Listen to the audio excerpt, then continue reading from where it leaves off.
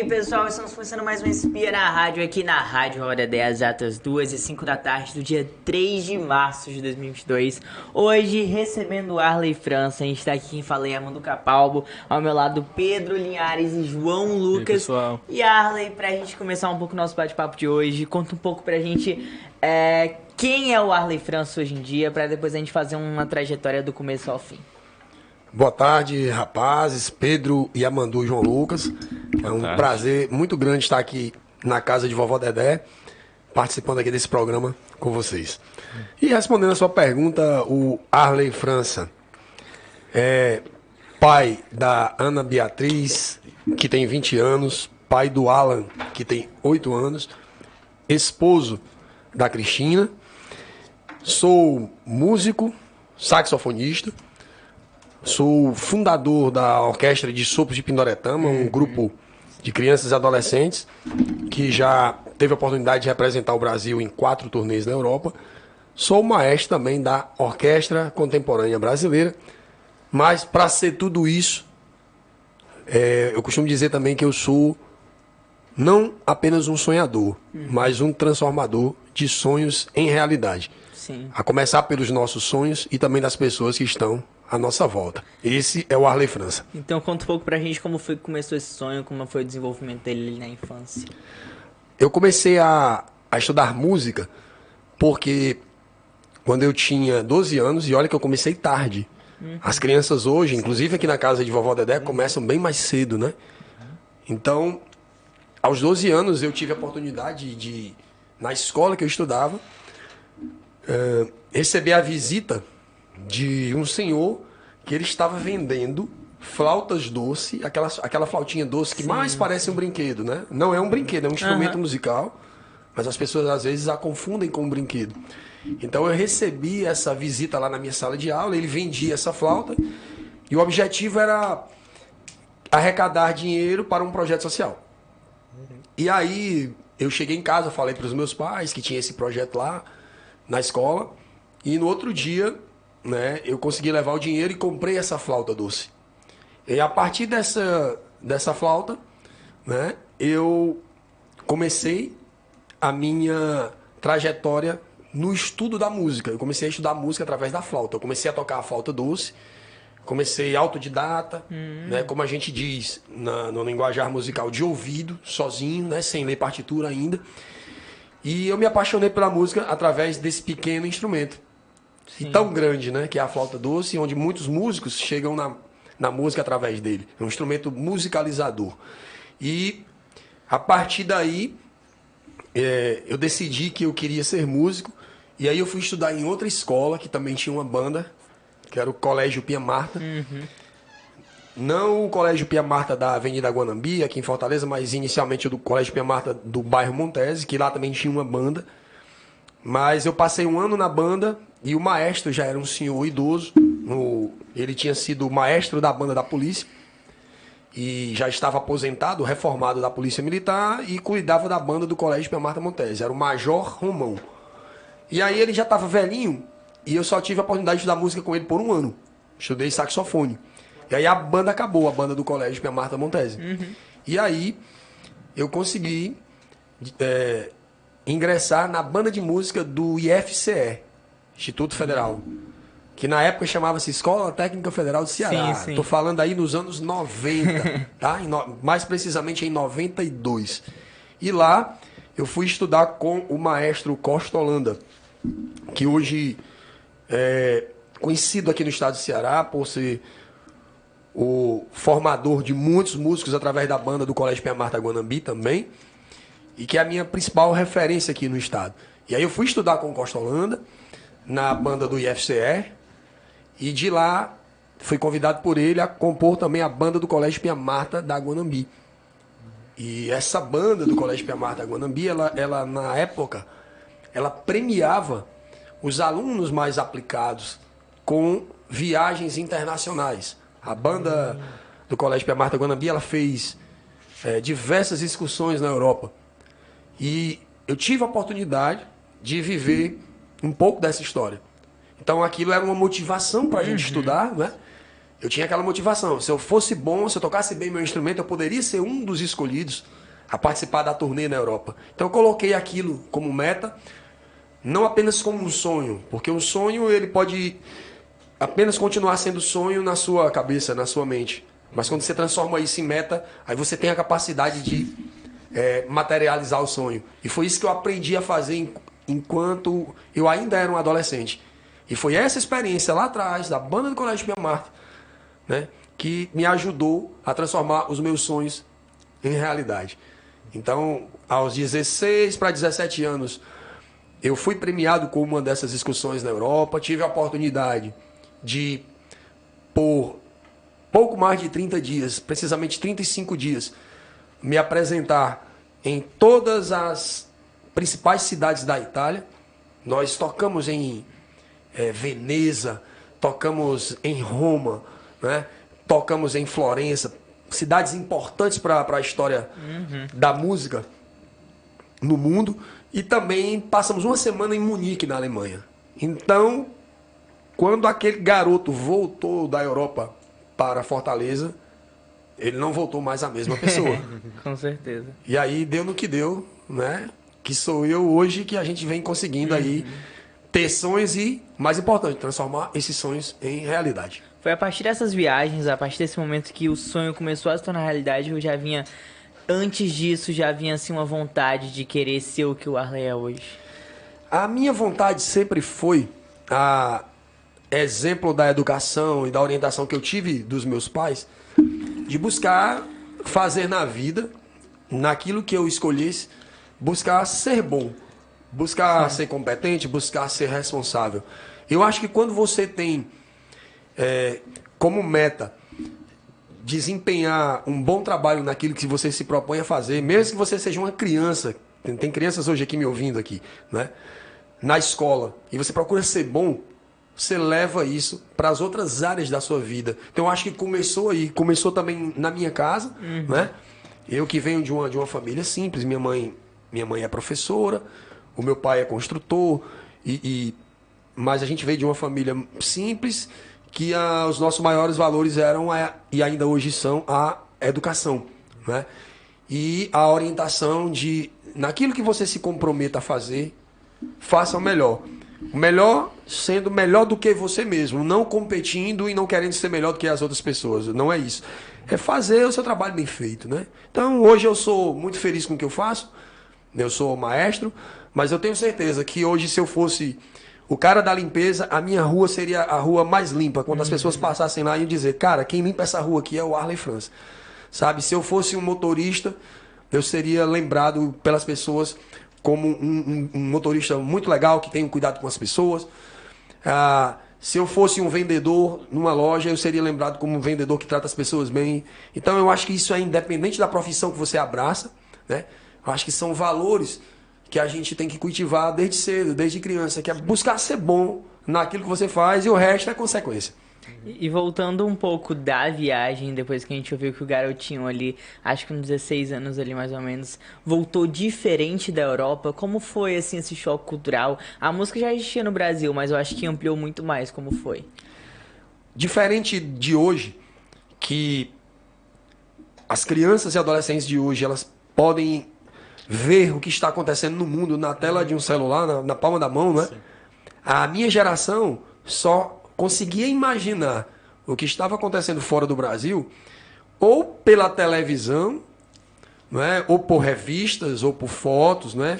Filmes, matérias no jornal, ou de alguma pessoa que foi lá e descreveu. E é muito difícil você compreender as coisas quando você não vive, não é? Então a minha geração ela tinha essa dificuldade. Nós não tínhamos facilidade de acesso ao que estava acontecendo lá fora. E aí a música me proporcionou ter essa experiência internacional, de não só de ver e ouvir a música feita na Europa, mas também de tocar na Europa, de tocar para o público europeu.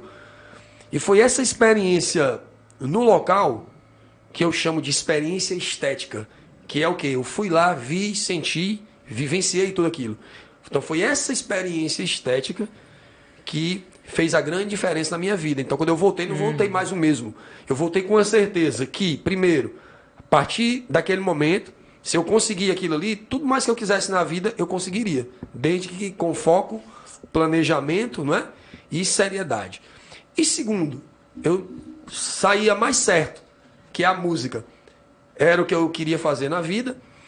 E eu também decidi que eu ia ensinar música para outras crianças, para que assim como eu, elas pudessem ter as suas vidas transformadas através da música.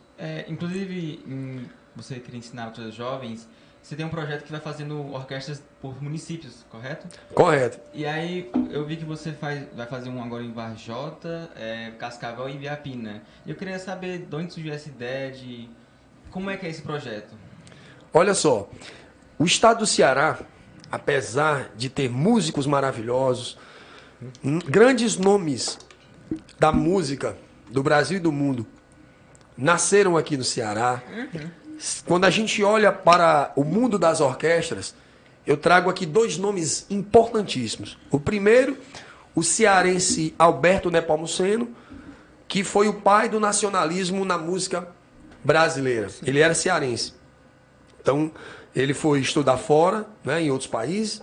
Primeiro foi para o Rio de Janeiro, com a ajuda da princesa Isabel e do seu pai, Dom Pedro II. Ele foi estudar música na Europa, né, e voltou, é um grande compositor, ainda hoje lembrado no mundo todo, cearense. Mais recentemente, nós temos o maestro Eleazar de Carvalho, que saiu do Ceará, foi estudar música fora, foi músico da banda de música da Marinha, de lá, né, tornou-se maestro, inclusive foi professor de regência nos Estados Unidos. Grandes maestros da atualidade estudaram com esse cearense. Né? Nós temos aí esse legado na música de orquestra no Ceará. Contudo, o Ceará ele ainda precisa avançar muito no campo das orquestras.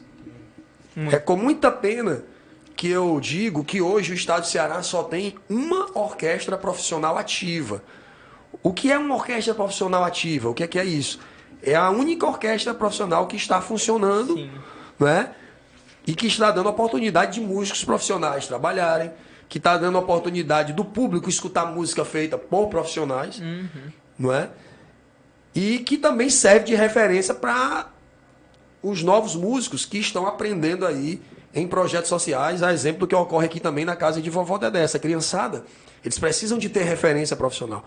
Então hoje essa orquestra é a Orquestra Contemporânea Brasileira, uma orquestra que eu fundei, que ela tem o patrocínio da EDP e do Instituto EDP, que é uma empresa de energia, e tem o apoio institucional da Secretaria da Cultura, do Cine Teatro São Luís, onde nós fazemos os nossos ensaios. Né? Então, a gente, além de pensar no trabalho da Orquestra Contemporânea Brasileira como essa orquestra profissional no Estado, que ocupa aí essa lacuna, a gente entende que essa mensagem ela precisa ser levada também para cidades do interior do Estado. Então, assim como a gente montou a Orquestra Contemporânea Brasileira, assim como a gente criou a Orquestra de Sopros de Pindoretama, formada por crianças e adolescentes, e que já representou o Brasil em 4 turnês na Europa. Né? Esse projeto é um projeto social que a gente criou há 22 anos. Agora a gente está em outro momento. Nós estamos ajudando algumas prefeituras no estado do Ceará, algumas cidades, a criar as suas orquestras infantis juvenis. Então esses passos já foram dados no município de Limoeiro do Norte, em parceria com o prefeito José Maria Lucena. Esse passo está sendo dado também em Piquet Carneiro, a parceria com o prefeito Bismarck Barros. Mais recentemente, essa parceria já se estendeu ao município de Cascavel, uma parceria com o prefeito Tiago Ribeiro, e também no município de Varjota, que a gente teve o apoio do prefeito Elmo Bezerra, e também no município de Ibiapina, uma parceria com o prefeito Marcos Antônio. Então, são prefeituras que elas entenderam, né, que a Orquestra Contemporânea Brasileira ela pode ajudar a essas prefeituras, esses municípios, a criarem as suas orquestras infantis juvenis. Então a gente desenvolve todo o programa de educação musical. É um programa de educação musical que conta com a minha supervisão e os professores são músicos da Orquestra Contemporânea Brasileira. Então esse projeto que você viu, né, são os núcleos de educação musical da Orquestra Contemporânea Brasileira que agora estão se espalhando nas cidades do Ceará. E isso eu também digo para vocês, que é resultado desse sonho que eu tive lá atrás, quando eu era criança. Era isso que eu ia te falar agora. A gente ouviu ao longo da tua história, da trajetória, que o Arley começou num projeto, começou ali na escola, enfim, aprendendo flauta, e agora desenvolve novos projetos e uma vantagem que você, como pessoa, teve ao longo da trajetória foi ter nascido, acho que em Fortaleza. A gente tá agora falando de interiores. Acho que a música é muito mais escassa nesses locais. Como foi a iniciativa de partir para esses locais? Como é que tá sendo também trabalhar lá? Você falou uma coisa que é muito importante. Se aqui em Fortaleza não é fácil, parece ser mais fácil, né? Mas não é fácil. Você imagina para as cidades do interior do estado de Ceará. Quanto mais distante da capital, Fortaleza, historicamente, né, isso não é só aqui, é em todo o Brasil, quanto mais distante das capitais, mais difícil, né, os projetos chegarem. Isso acontecia no passado por conta das estradas. Hoje, as estradas elas já não são assim, um problema tão grande. Nós temos estradas boas que ligam as cidades, né, facilmente umas às outras. Contudo, projetos dessa natureza, projetos de educação musical, eles ainda são muito escassos nas cidades do interior. E a nossa ideia hoje é poder levar os núcleos de educação musical da Orquestra Contemporânea Brasileira para o máximo de cidades possíveis aqui no Ceará. Para quê? Para, primeiro, ajudar os municípios a criarem as suas orquestras infantis juvenis, depois dar oportunidade às crianças e jovens desses municípios de aprender a tocar um instrumento de orquestra e também dar a oportunidade a músicos profissionais que moram aqui no Ceará de atuarem como educadores musicais desse projeto. Então é um projeto que ele tem aí vários eixos, né? Você tem a parte de formação dessas orquestras, a parte de formação musical. A gente tem o eixo da difusão, porque essas crianças dessas orquestras infantis juvenis elas vão se apresentar, como a própria difusão, né, as apresentações da Orquestra Contemporânea Brasileira. Então a gente começa a olhar a coisa, esse mundo das orquestras, com uma visão maior, né? Não apenas uma visão simplista de colocar uma orquestra para tocar apenas por tocar, mas pensar na orquestra, né, como um organismo, uma instituição, uma organização que não apenas está levando a música para as pessoas aqui em Fortaleza, para o público geral, mas que principalmente está deixando um legado de formação musical, formando aí a próxima geração de músicos que vai estar tocando com a gente lá no Cine Teatro São Luís e em outros palcos aqui, não só do Ceará, mas do Brasil e do mundo. A gente está vendo uma construção de toda uma carreira, enfim, de novos profissionais, novas trajetórias, mas conta pra gente qual é a vantagem, porque a gente sabe que o Brasil hoje em dia, a gente está numa construção mesmo dessa carreira da música, um pouco das orquestras, o erudito, tudo isso está caminhando. Fala um pouco pra gente qual vai ser essa vantagem desses novos profissionais, novas pessoas e até pra cultura, assim, do Brasil. Olha só, o estado de São Paulo, eu gosto de citar esse exemplo, ele começou um trabalho há mais de 50 anos, em torno aí de 70 anos, o estado de São Paulo iniciou um trabalho de criação de orquestras profissionais, de fomentar o incentivo a crianças e adolescentes a aprenderem a tocar instrumentos de orquestra. E hoje o que é que a gente tem?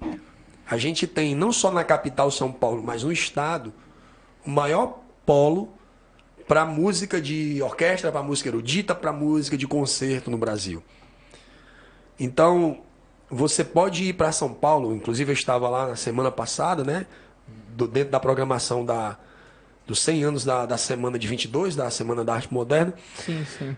E você tinha, mesmo num cenário de pandemia, todos os teatros tendo concerto, basicamente todos os dias, as salas lotadas, não apenas pela pandemia, se não fosse pandemia também é lotado, você tem que comprar ingresso com bastante antecedência. Sim. Então você tem uma população que foi feito um trabalho de musicalização dessa população. Você tem música na escola, a exemplo de alguns municípios como Mogi das Cruzes, que todas as escolas têm aula de música. Então eu gosto de trazer esse exemplo de estado de São Paulo. Você tem uma sociedade que ela tem capacidade de escutar música e ela tem uma capacidade crítica de analisar, de absorver, de entender, né? E o estado de Ceará, apesar do nosso potencial, a gente está aí com esses 70 anos de atraso. Esse trabalho que a gente está fazendo agora, e que também tem outras pessoas também fazendo, né, junto com a gente, as universidades também, que têm aula de música, estão fazendo um trabalho muito importante aqui no Ceará. E aí eu cito aqui a Universidade Federal do Cariri, a UFCA, cito aqui a UFC, tanto de Fortaleza como a UFC de Sobral, cito também a UES, estão fazendo esse trabalho importante na música, mas tudo isso que a gente está fazendo junto, e também os projetos sociais que trabalham com música, é um trabalho que é provável que a minha geração não vai colher esse fruto, mas isso precisa ser plantado agora, né?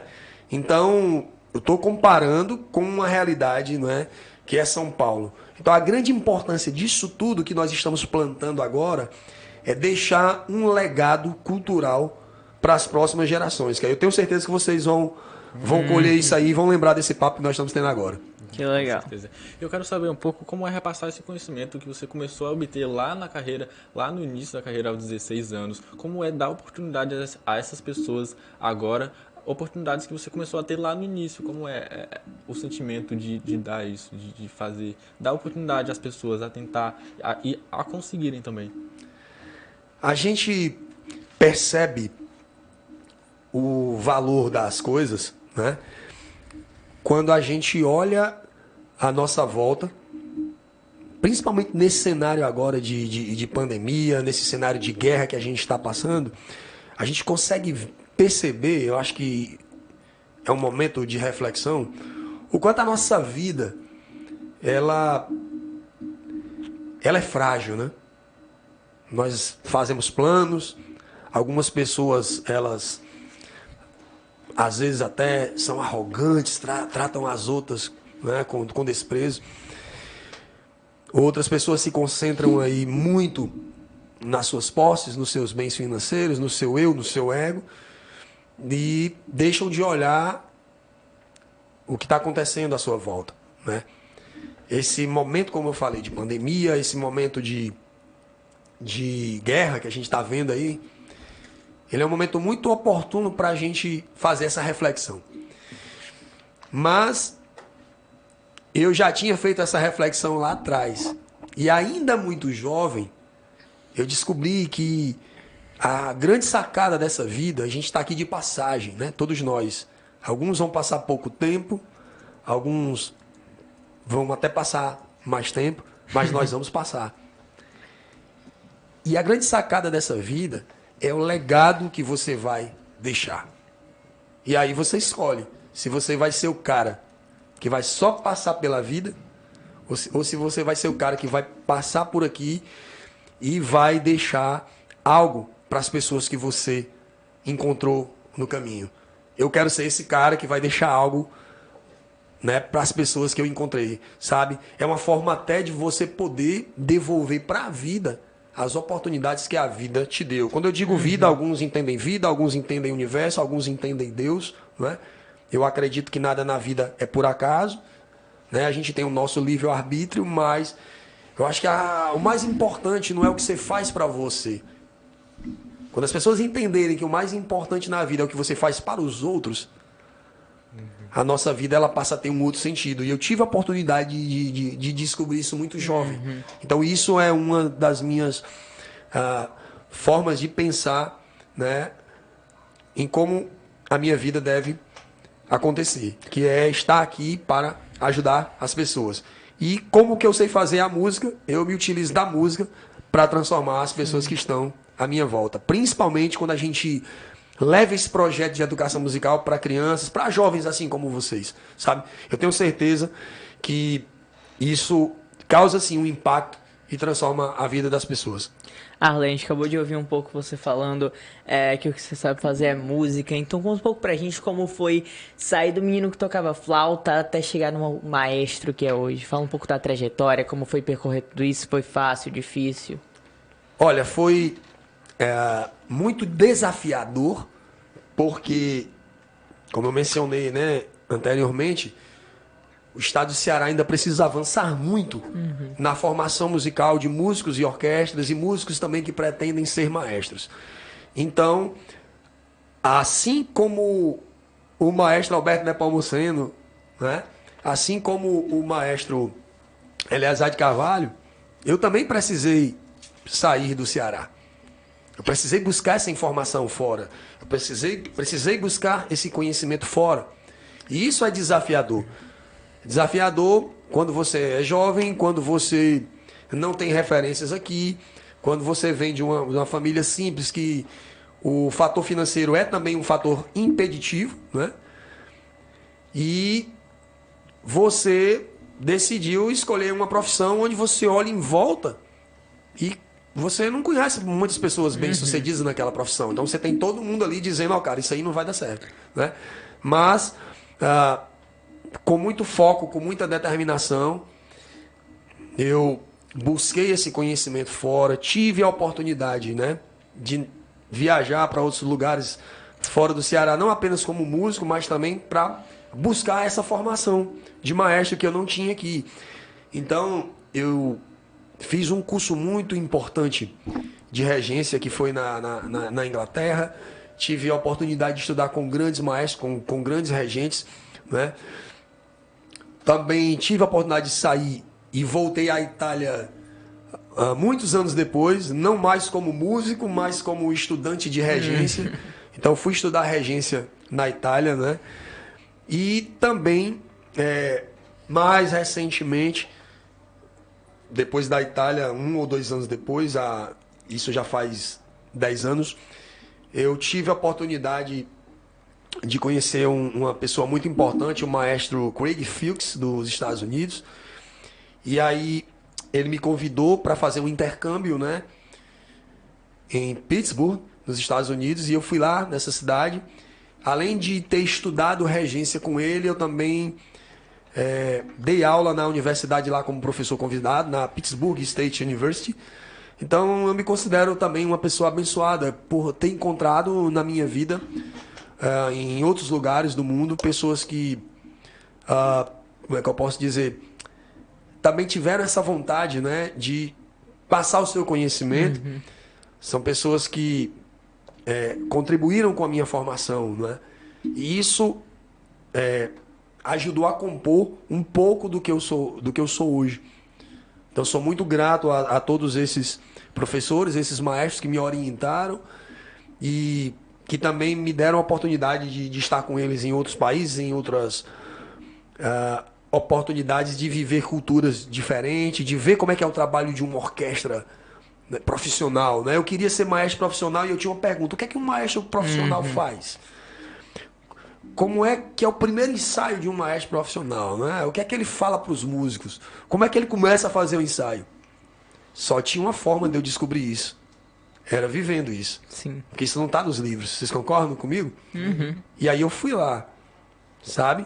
Fui lá, condições para ir a gente não tinha, a gente criou as condições, porque quando a gente quer, a gente dá um jeito, né? Quem não quer, inventa uma desculpa. E o meu primeiro desafio foi aprender inglês. Eu aprendi inglês depois de adulto. Eu fui aprender inglês. Eu já escrevia e já lia, mas eu não falava, né? Na minha época não tínhamos o Google, na minha época não tínhamos o tradutor do Google, não é? Então você lia no livro, mas você não sabia pronunciar. E eu fui estudar inglês, eu lembro, estudei inglês com 22, 23 anos, é que eu fui aprender inglês, né? E isso foi um grande desafio. Você aprender inglês adulto é mais difícil.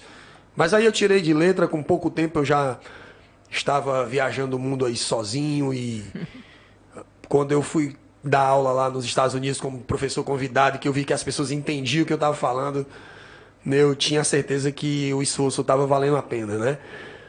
Então é isso. Eu acho que os desafios eles estão em qualquer carreira, mas não é porque a gente nasceu no Nordeste, no Ceará, não é que a gente não pode fazer coisas importantes e também ajudar outras pessoas a transformarem seus sonhos em realidade. Então isso é isso que eu penso. Acho que voltando. Mas eu só gostaria de fazer uma pergunta agora, já que ele tocou nesse assunto da comunicação. É que você acabou de comentar que aprendeu inglês aos 22 anos, né? E já tinha ido para a Europa aos 16 anos, mas também deu aula depois que aprendeu inglês. É isso, eu quero só que você dê sua opinião, ressalte sobre a importância da comunicação para levar a música não somente para as pessoas aqui, mas para fora, levar conhecimento para fora. Eu quero que você fale um pouco sobre isso. Quando eu viajei para a Europa pela primeira vez e que a gente sabia que ia para a Itália, né? Ia para a Itália e ia para a Alemanha, eu fiquei sabendo com uma certa antecedência, então eu estudei italiano. Foi o meu primeiro contato com a língua estrangeira. Eu estudei italiano ali quando eu tinha 15 para 16 anos. Eu estudei por mais de um ano, então quando eu cheguei lá na Itália eu conseguia me comunicar tranquilamente. Nessa mesma turnê, isso eu era aluno, né, de uma banda, da banda do Colégio Pia Marta em Fortaleza. Nessa mesma turnê nós passamos uma semana em Munique, na Alemanha. E aí a comunicação ela se tornou um pouco difícil, porque quando não tinha ninguém que falava português, eu também não sabia falar inglês.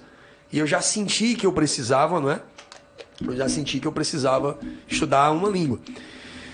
E um dos grandes objetivos da minha vida, dos meus primeiros trabalhos profissionais, era: eu vou criar uma orquestra infanto-juvenil e vou rodar o mundo com a minha orquestra, que era a Orquestra de Sopro de Pindoretama.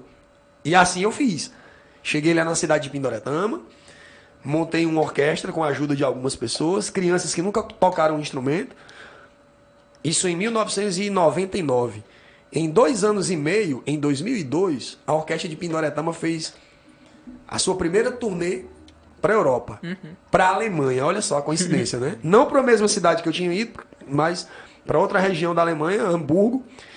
E lá a gente tinha um intérprete, que é uma grande amiga minha, a Rosina, alemã, que mora aqui. Ela foi a nossa intérprete. Mas eu sentia a necessidade de eu conseguir falar, né, sem precisar de um intérprete. Eu queria falar eu mesmo, né? Como eu estou conversando aqui com vocês. Então essa viagem ela foi maravilhosa para mim, porque eu estava lá como maestro agora, levando crianças, a mesma coisa que tinha acontecido comigo. Exato. Mas essa viagem, ela me ensinou uma coisa, que eu precisava estudar inglês. Porque se eu tivesse falando inglês lá na Alemanha em 2002, não que a intérprete não fosse importante, era importante sim, mas eu teria mais liberdade, né, para conversar com as pessoas. E aí quando eu cheguei nessa viagem, né, eu estava com 22, 23 anos, eu decidi que eu ia aprender inglês, e aprender a me comunicar. E aí eu fui estudar inglês, entrei num curso mesmo, fui estudar. E em 2006, a Orquestra de Pindoretama voltou para a Alemanha, na Copa do Mundo de Futebol. A intérprete me acompanhou de novo, não é? Porque ela é também nossa produtora. Mas eu já tinha a autonomia, eu conseguia fazer tudo e falar e me comunicar. Então, assim, foi uma experiência muito bacana. Em 2008, eu fui estudar regência na Inglaterra. E aí também o inglês ele foi importante. Se eu não soubesse falar inglês, eu não teria nem sido aceito no curso, não é? E depois, em 2008 ainda, eu dei consultoria para a Embaixada do Brasil em Oslo, na Noruega, para um projeto, o Projeto Vila Lobos, um projeto de difusão da música brasileira. Lá eu fui convidado para ajudar a embaixada nesse projeto. Então eu saí daqui, né, de Fortaleza, Ceará, e fui por várias vezes para Oslo, na Noruega. Tinha reunião lá com o pessoal, tinha os brasileiros, mas tinha também os noruegueses, e o inglês ele foi útil. Então a importância, né, de você conhecer um outro idioma, e aí a gente tem o inglês como um idioma mais fácil de aprender e que mais gente no mundo, mais pessoas no mundo, né, falam, né? Isso vai te ajudar, como me ajudou, a me comunicar e construir mais pontes. Uhum. Né? E trazendo um pouco esse lance da orquestra de Pindoretama, a gente viu aí tudo acontecendo muito rápido, mas já em 2002 já teve uma viagem para, enfim, a Alemanha também. Já se passaram 20 anos. Conta um pouco pra gente como é que tá sendo ver pessoas que podem ter a mesma trajetória que a sua, que passaram pelo mesmo que você passou. Conta um pouco como é que tá sendo ver essas pessoas também no caminho da música, né? Porque certeza já devem ter vários músicos formados aí a partir dos seus ensinamentos. Então conta um pouco da gratificação e como é que tá sendo. É interessante que hoje a Escola de Música de Pindoretama, ela é toda gerida, né? Gerenciada por ex-alunos nossos. Né? O diretor da Escola de Música lá, o coordenador da Escola de Música é o maestro Adriano Martins, foi meu aluno da primeira turma da orquestra, participou dessas viagens enquanto aluno, e hoje ele é o maestro da Orquestra Pindoretama. Eu continuo no projeto, mas na direção artística e como conselheiro do projeto. E o Adriano, ele hoje é o regente da Orquestra Pindoretama, ex-aluno meu. Lá também na Orquestra de Sopro de Pindoretama, na Escola de Música, a gente tem o Igor Sampaio, que é um ex-aluno. Assim como o Adriano também se formou em música e está atuando como professor, né, de metais. Tem o Felipe Almeida, ex-aluno também professor. E muitos outros que estão tocando aí em outros palcos, não só aqui no Ceará, mas em outros estados, no Brasil e no mundo. É gratificante você olhar e ver que uma ação realizada lá atrás, hoje, ela reverbera na vida de outras pessoas, né? São meninos e meninas que, assim como eu, cresceram, se tornaram profissionais e estão aí fazendo uma sociedade melhor. Através da música. E a gente tem esse mesmo caso aqui na casa de Vovó Dedé. É a hora que eu vou fazer uma pergunta bem pessoal, a gente tá aqui nesse espaço. E fala um pouco pra gente o que é que a casa representa agora pra ti, pra, enfim, todo esse teu legado, o que é que tu acredita, teus ideais. Bom, eu tenho um carinho muito especial pela casa de Vovó Dedé, pelo meu amigo Wagner, que acaba de chegar aqui. Abração, Wagner. Prazer te ver, meu amigo. Tudo bom? Olá. Então a gente tem um carinho muito especial pela casa. Bastante tempo a gente acompanha as ações, já participei por diversas vezes de projetos com a casa de Vovó Dedé, o prêmio Jovens Talentos, Mansueto Barbosa, recentemente agora no Festival FIME. Durante a pandemia nós tivemos uma dificuldade muito grande para a Orquestra Contemporânea Brasileira acontecer, porque a gente tinha o palco do Cine de São Luís para tocar, mas a gente não tinha lugar para ensaiar. E aí chegou uma hora que, se a gente não conseguisse um lugar para a orquestra ensaiar, a orquestra ia parar. E num momento de pandemia, onde os músicos precisavam trabalhar, então eu vim aqui conversar com o Wagner na casa de Vovó Dedé, e a casa abriu as portas, acolheu a Orquestra Contemporânea Brasileira. E eu aqui aproveito para fazer esse agradecimento aqui para todos que estão nos ouvindo. Então, assim, é uma instituição que desenvolve um trabalho importantíssimo no Ceará, em diversas áreas, na área da música, na área da comunicação, né, com TV, com rádio, o web design, várias atividades, né, não somente a música. E o mais importante, né, como vocês dizem aqui, né, que o mantra de vocês aqui é a palavra, né, amor, não é isso?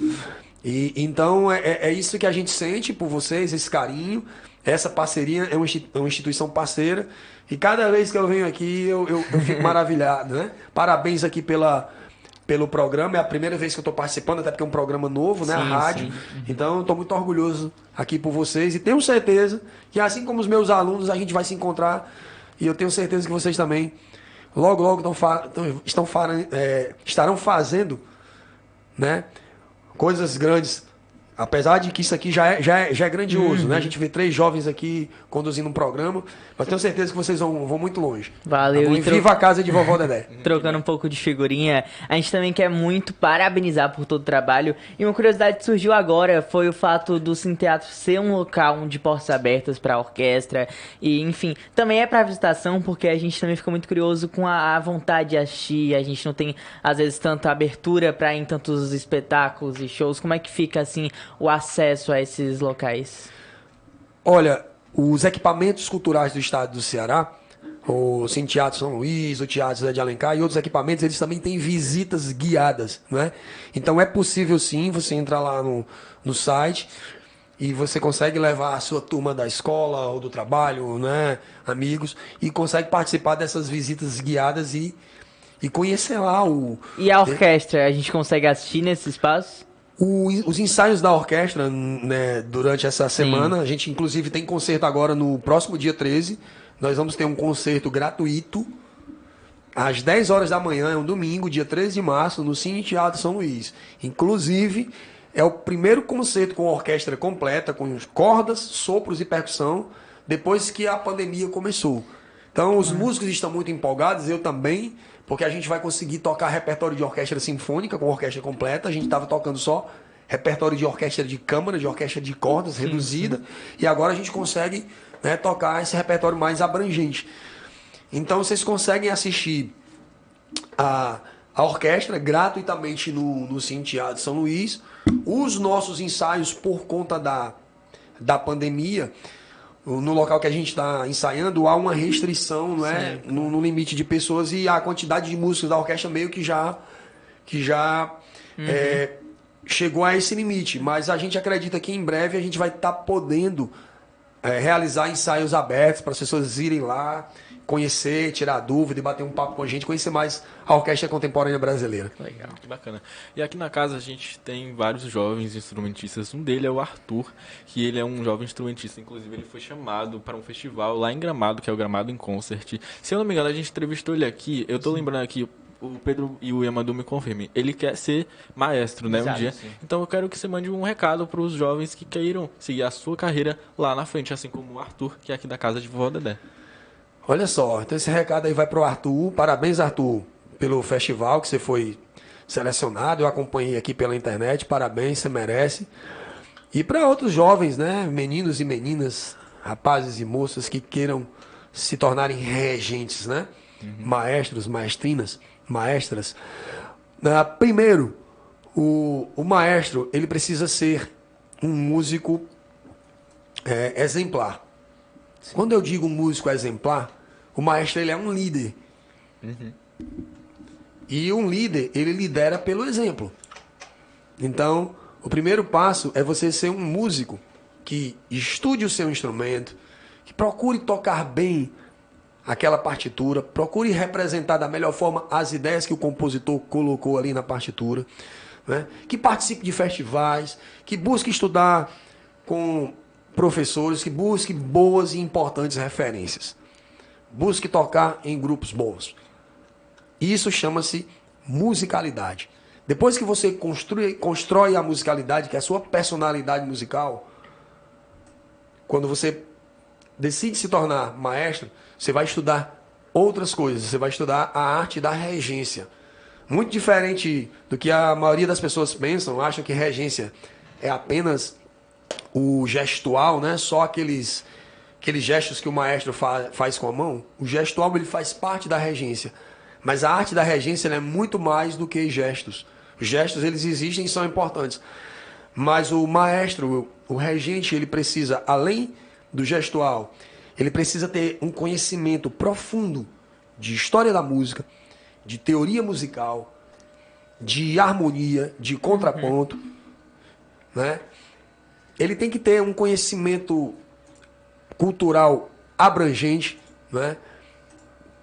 Tem que ter conhecimento geral. De repente você está tocando uma música, uma obra musical de um determinado compositor que ela foi escrita em 1800 ou em 1600 e ali existiam características da época que elas influenciam na sonoridade. E você tem que trazer essas informações e essa atmosfera para a orquestra que você está liderando. E se você não tem esse conhecimento amplo, você vai ser um maestro que vai apenas tocar notas musicais. Mas a regência é muito mais do que isso. E o mais importante, né, o maestro também, ele é um líder. Liderança, a gente nasce com ela, mas liderança também se aprende e se desenvolve. Então, esse é o recado que eu deixo para as pessoas que estão nos ouvindo, os rapazes, os meninos e as meninas que querem se tornar regentes. Bom, a gente ouviu ao longo de toda a conversa várias viagens, vários países, Noruega, Alemanha, Itália. E eu quero saber um pouco como foi. A gente também acabou de entender um pouco da construção de um maestro, a gente viu um pouco da harmonia, de todo esse aperfeiçoamento realmente como pessoa e como, enfim, profissional. Mas um dos pontos, assim, pra mim, pilares da música e uma das melhores partes é a história da música. E nessas viagens, me conta um pouco como foi tá no mesmo local que tais compositores pisaram, que o berço da música surgiu. Fala um pouco pra gente. Olha, a Itália, ele é um país que ela tem uma grande importância, né, para a cultura mundial. Né? Lá na Itália eu tive a oportunidade de tocar em Florença, que é considerada a capital mundial da cultura. Também conheci Veneza, que é um grande berço, né, das primeiras orquestras de cordas, né, da sonoridade das cordas. Né. Mas o que me chamou a atenção nessas viagens que eu fiz foi que quando eu fui para Oslo, na Noruega, eu já sabia que o maestro cearense Alberto Nepomuceno havia estudado na Noruega. O Alberto Nepomuceno, ele foi estudar com um dos maiores compositores noruegueses, que era o Edvard Grieg, e o Alberto Nepomuceno ficou hospedado na casa do Grieg. Assim como eu fui estudar a regência lá nos Estados Unidos, fiquei hospedado na casa do meu professor, do maestro Grieg Filks. Então, imagino que para o Nepomuceno teria sido uma experiência magnífica também, né? Porque você está vivendo ali a cultura, né, do outro. E uma curiosidade que eu queria trazer dessa minha experiência na Noruega é que nós reverenciamos muito aqui o maestro Alberto Nepomuceno, lógico, somos cearenses. O Brasil reverencia muito o Edvard Grieg, compositor que foi professor de composição do Alberto Nepomuceno lá na Noruega, em Oslo. Mas o que eu fiquei sabendo lá é que existe em Oslo, na Noruega, a Sociedade Musical Alberto Nepomuceno. Ou seja, de lá para cá também os noruegueses reverenciam o nosso maestro cearense, Alberto Nepomuceno. E eu tive a oportunidade na época de ter uma reunião com o presidente, né, dessa associação cultural, Alberto Nepomuceno, em Oslo. E eu fiquei assim muito feliz de saber que se de um lado, né, cearenses saem daqui para ganhar o mundo, para estudar, eles também deixam a sua marca lá. E eu vi isso do nosso maestro Alberto Nepomuceno aqui do Ceará. E um pouco da trajetória, a gente está falando de história da música, a gente está falando de artistas cearenses, músicos cearenses. Conta um pouco da história também desses dois, eu acho que Elisá de Carvalho e o Alberto Nepomuceno falam por a gente. A gente quer muito exaltar a nossa cultura, eu acho que a rádio, a casa de vovó dela traz um pouco desse espírito cearense, a gente vê um pouco nos shows, os Sons do Nordeste, tudo isso. Então conta um pouco da história desses dois artistas profissionais incríveis que saíram aqui do Ceará e foram pro mundo. O Alberto Nepomuceno, né, compositor, maestro, mas também compositor, e ele sabia que precisava estudar música fora. E o que é que ele fez? Ele pediu à Assembleia, né, aqui do estado do Ceará, ajuda financeira para poder estudar fora. Contudo, ele era abolicionista. Ele era, né? Ele queria a abolição dos escravos. O Brasil ainda vivia aquele momento ali da escravidão. E ele, por ser abolicionista, ele era muito visado. E como a maioria das pessoas que detinham o poder não eram abolicionistas, elas eram a favor, sim, da escravidão, o maestro Alberto Nepomuceno não conseguia ajuda financeira do governo brasileiro para poder estudar fora. Se não fosse dessa forma, ele não conseguiria ir. E aí ele saiu do Ceará, ele foi morar no Rio de Janeiro, foi estudar lá no Rio de Janeiro. E lá no Rio de Janeiro ele conheceu nada mais, nada menos do que a princesa Isabel, a filha de Dom Pedro II, né, de quem tinha a chave do cofre. Ficou amigo da princesa Isabel e entre uma festa e outra no saraus que tinham, né, que aconteciam lá no castelo, o que aconteceu? A princesa Isabel apresentou o Alberto Nepomuceno para o seu pai e conseguiu conseguiu convencê-lo de liberar o recurso financeiro para que ele pudesse estudar na Europa. E aí o Alberto Nepomuceno foi para a Europa, né? Foi para a Itália, depois foi para a Noruega, enfim. Então tem essa curiosidade desse cearense desbravador. E mais recentemente a gente teve, né, o maestro também cearense Eleazar de Carvalho, natural de Iguatu, cidade do interior do estado do Ceará. Sim. Lá ele aprendeu a tocar tuba, instrumento de sopro, né, o baixo dos sopros, a tuba. E ele foi servir na Marinha. E como o próprio Eleazar de Carvalho contou, quando ele estava lá no quartel da Marinha, ele viu que tinha uma fila de soldados que iam se alimentar e a comida era melhor. E ele perguntou por que a comida daquele pessoal ali é melhor do que a nossa. Aí o pessoal, porque eles são músicos, eles são da banda. Né? E aí ele, então eu vou tocar na banda. Ele chegou lá na banda, falou pro maestro que queria tocar, né? E aí, rapaz, só tem tuba. E aí jogaram uma tuba pra ele, e aí ele aprendeu a tocar tuba, se desenvolveu na tuba, entrou na banda, né? Como ele próprio disse, pra ter acesso a uma comida melhor.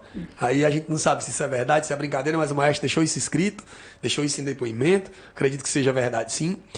E ele participou da banda, né, de música da Marinha, e a partir dali o acesso que ele teve com maestros, com a música, fez com que ele desenvolvesse essa trajetória como regente, até que ele foi estudar lá nos Estados Unidos. Chegando lá nos Estados Unidos, ele também não teve muito apoio, né? Houve uma discriminação por ele ser brasileiro, e com todas as dificuldades ele seguiu no seu objetivo, e em pouco tempo ele se tornou o assistente do seu professor, que era um maestro russo muito, muito conhecido.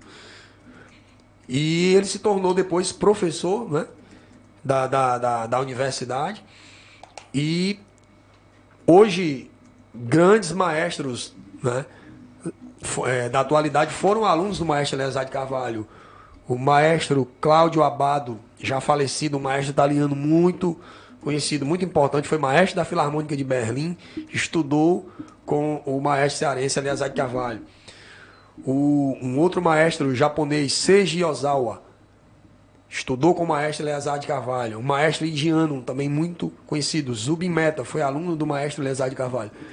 Então, são essas histórias, são essas experiências desses cearenses que nos servem, né, de motivação para a gente continuar seguindo. E fala um pouco pra gente, eu fiquei muito curioso porque eu conheço os instrumentos de sopro, acabei de ouvir um pouco sobre a tuba, enfim, mas gera muitas vezes confusão, né? Conta um pouco pra gente, como maestro mesmo, qual a diferença aí da tuba, saxofone, trombone, fala um pouco pra gente. Bom, vou falar um pouco aqui de como a gente tem hoje a Orquestra Contemporânea Brasileira. A Orquestra Contemporânea Brasileira ela vai se apresentar agora no dia 13, no Cine Teatro São Luís. É um domingo, às 10 da manhã. E nós vamos estar com a orquestra com 3 sessões de instrumentos. A sessão das cordas, onde nós temos violinos, violas, violoncelos e contrabaixos. Vamos estar também com a sessão dos instrumentos de sopros, que eles se dividem aí em madeiras e metais. Quais são as madeiras da nossa Orquestra Contemporânea Brasileira?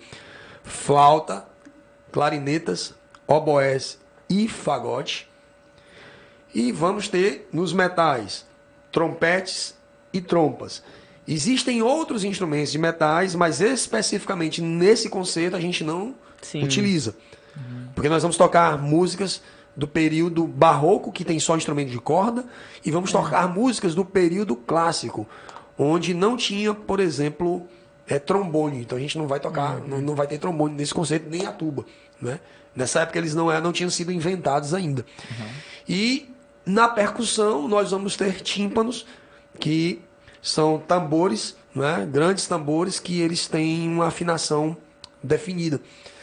Então essa formação instrumental é a formação que as pessoas vão poder ver e ouvir com a nossa Orquestra Contemporânea Brasileira. Eu acho que traz um pouco aí né, para poder ilustrar o que você me perguntou sobre a diferença aí dos instrumentos. Aí eu acabei trazendo aqui essas diferenças de seções: cordas, sopros e percussão. Quando a gente tem instrumentos como piano, ainda são concertos, como é que denomina essas peças?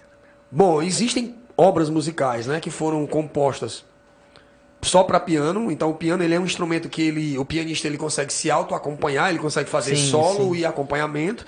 Mas também existem obras para piano e orquestra, né? Então tem essa possibilidade. O piano ele é um instrumento maravilhoso e pode ser combinado não só com orquestra, mas também com vários outros instrumentos. Sim, que legal. E agora fala um pouco pra gente mesmo de como é essa administração de maestro com orquestra. E sei lá, quando eu vejo assim, eu tô aqui na casa de Roredé, o Celeste tá vendo ali um concerto da Martha Rich, tem piano, daí tem aqui não sei quantos violinos. Fala um pouco pra gente como é administrar isso. Bom, o trabalho do maestro ele começa antes do concerto, né? E o dos músicos também. Nós estamos aí há 11 dias do concerto, 10 dias do concerto. Então, nesse momento agora, a gente tá todo mundo estudando. O maestro e os músicos, nós estamos estudando as nossas partituras, né? É nesse momento aqui que o maestro ele está criando a sua concepção sonora sobre as obras de arte musicais, né?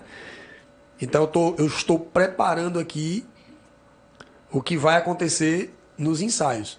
Estou me preparando para os ensaios. E aí eu crio na minha mente uma imagem sonora de como que vai ser o concerto. Para isso eu estudo a partitura, que é o material escrito que o compositor deixou. Nós vamos tocar nesse concerto do dia 13, vamos tocar obras de compositores como Haydn, como Mozart, como Vivaldi e Corelli. Então eu pego essas músicas, o maestro, eu vou estudar essas músicas, decifrar o que esses caras queriam dizer lá atrás, né? E construir uma imagem sonora na minha cabeça. E aí, na semana que vem, nós temos ensaio, eu já tenho que estar com isso pronto. Da mesma forma, os músicos também, eles estudaram as suas partituras. E para que serve o ensaio? É no ensaio onde nós vamos juntar as ideias. É onde o maestro e os músicos vão fazer a junção dos seus trabalhos, né? É onde o maestro vai ouvir a orquestra tocando e ele vai orientar. Olha, não é essa a sonoridade, porque lembra que eu falei que eu chego lá com a ideia sonora na minha cabeça? Olha, isso aí, vou dar um exemplo. Isso aí eu posso falar para os músicos, né? Tá muito forte, não era isso que o compositor queria, ele queria mais suave. Então são coisas que elas não estão escritas e que o maestro ele tem que estudar para descobrir, né? E aí você vai preparando junto com os músicos ao longo da semana, vai construindo o que vai acontecer no concerto.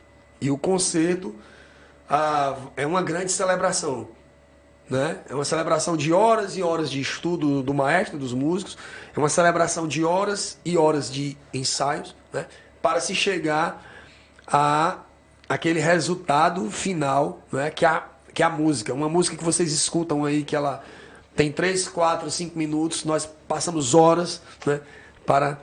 Para prepará-la. Sim. A gente tá ouvindo falar sobre uma orquestra contemporânea, isso. Contemporânea brasileira. Isso, que legal. E falando um pouco sobre esse contexto, a gente tá vendo compositores como Vivaldi, Bach, Haydn, mas trazendo um pouco pra coisas mais vanguardistas, a gente vai pegar, sei lá, Debussy, a gente pega umas coisas mais atuais, assim, entre muitas aspas. Como que fica essa preparação pra dentro da orquestra, que às vezes não tem a partitura já prescrita, a gente tem que fazer uma divisão para violino, enfim, como é que fica pro maestro?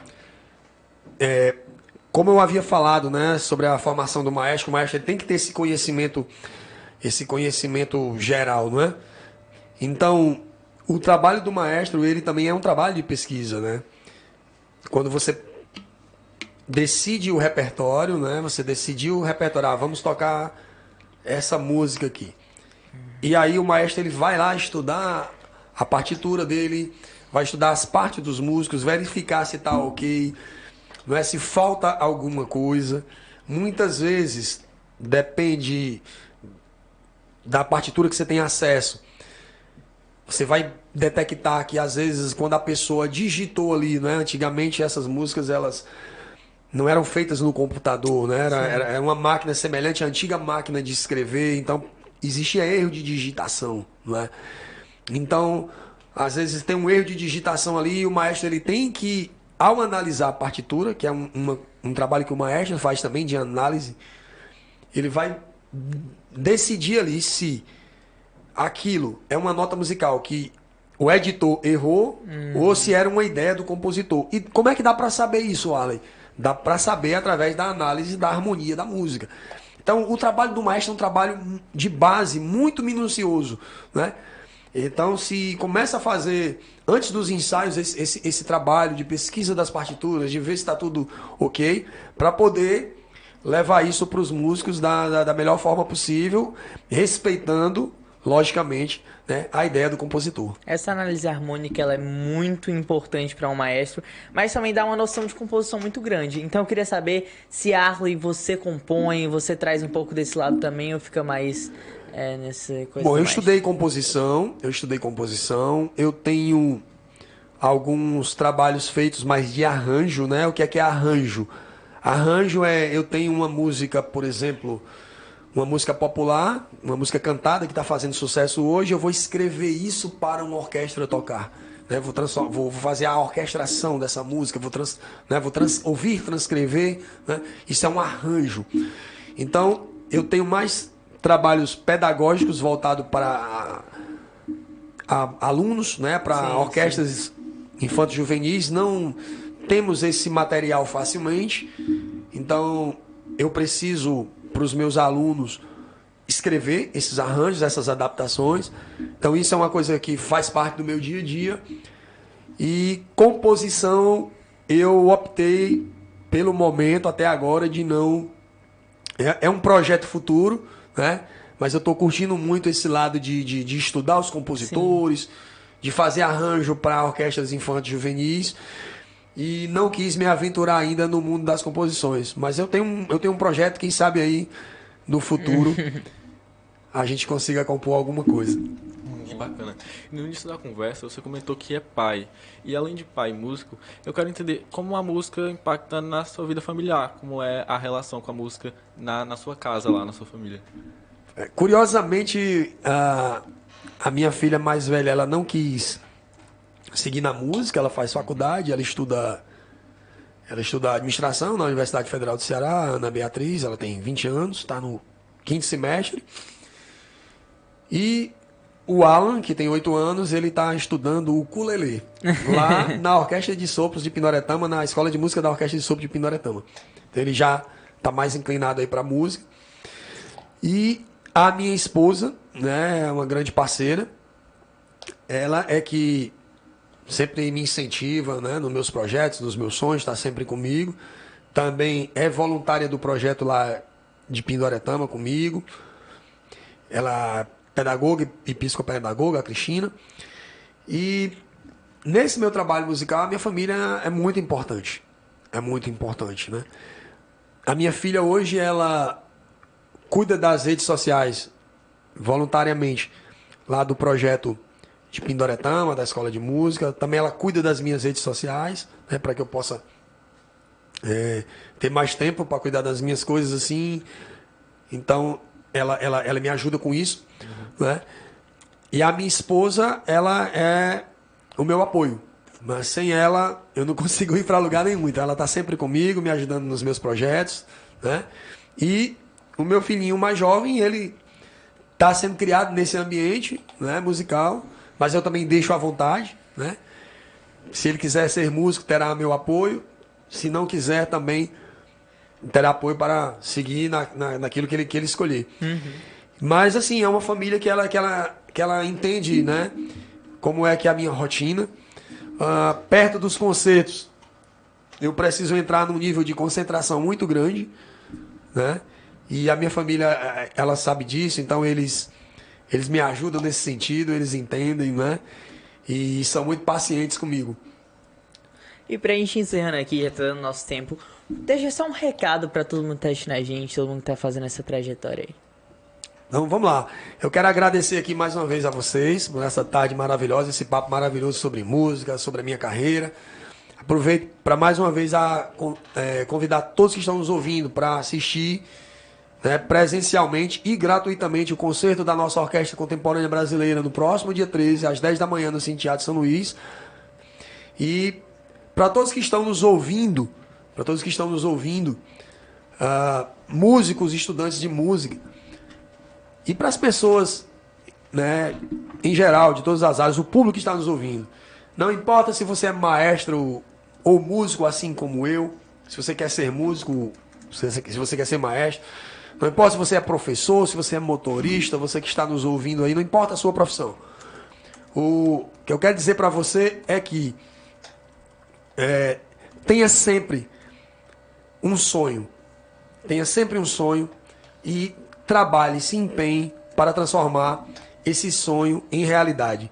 Não deixe que opinião de outras pessoas, não deixe que pessoas negativas impeçam você de realizar aquilo que você deseja e de crescer como pessoa. E o mais importante, olhe à sua volta. Sempre há algo que você pode fazer, que você pode ajudar a transformar as pessoas que estão perto de você. Obrigado a todos vocês. A gente queria agradecer pela presença, pelo papo, a conversa. E é isso, a gente vai encerrando mais um programa aqui nesse dia 3 de março com Arley França. Muito obrigado e até a próxima.